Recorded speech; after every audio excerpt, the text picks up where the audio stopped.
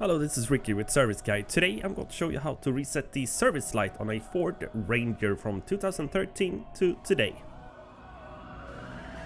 So for step 1, you want your ignition to be off.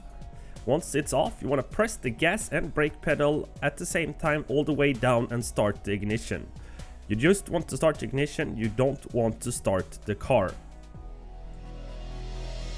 Once both pedals are pressed all the way down and you have turned your ignition on, you will see the service icon will start to flash in the display. It will flash for around 10 seconds, I'd say. Once it stops the flash, release both pedals and turn the ignition off. And your service light has been reset. Thank you for watching, and I'll see you next time.